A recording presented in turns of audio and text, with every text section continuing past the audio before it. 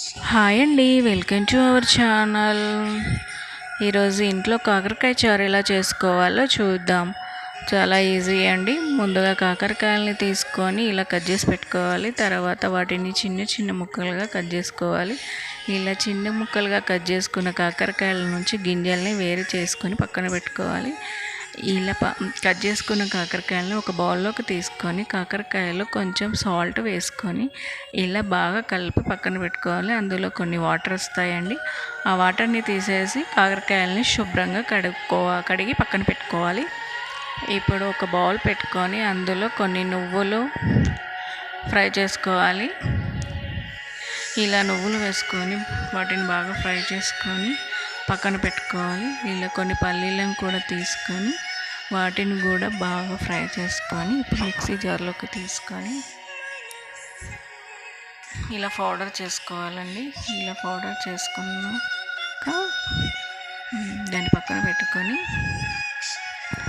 ఒక బౌల్ పెట్టుకుందాం. ఆ బౌల్లో కొంచెం ఆయిల్ వేసుకొని ఆయిల్ వేడయ్యాక ఆనియన్స్, జీలకర్ర, ఆవాలు, ఆనియన్స్, అల్లం వెల్లుల్లి పేస్ట్, కొంచెం పసుపు వేసుకొని బాగా ఫ్రై చేసుకోవాలి. ఇలా ఫ్రై అయ్యాక కాకరకాయలు కూడా వేసుకొని బాగా ఫ్రై చేసుకోవాలి. ఇలా ఫ్రై అయ్యాక టేస్ట్కు తగినట్టు కొంచెం కారం, కొంచెం సాల్ట్,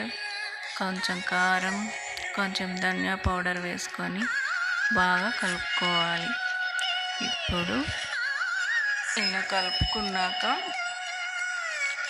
ముందుగా సిద్ధం చేసుకున్న చింతపండు పులుసుని వేసుకొని బాగా కలుపుకోవాలి. ఇలా కలుపుకున్నాక కాకరకాయ కొంచెం ఉడికాక ముందుగా మనం పట్టి పెట్టుకున్న పౌడర్ని చారులోకి వేసుకోవాలి. ఇలా చారులోకి వేసుకున్నాక కాకరకాయ ముక్క ఉడికాక చారు చిక్కదనం వచ్చాక మన కాకరకాయ చారు రెడీ అయిపోయింది. ఇప్పుడు టేస్ట్ కాకరకాయ చారు రెడీ అయిపోయింది. ఇది చేదుగా ఏమి ఉండదండి. ఈ ఛానల్ మీకు నచ్చినట్టయితే లైక్ చేయండి, షేర్ చేయండి, సబ్స్క్రైబ్ చేసుకోండి. Thank you for watching. Bye bye.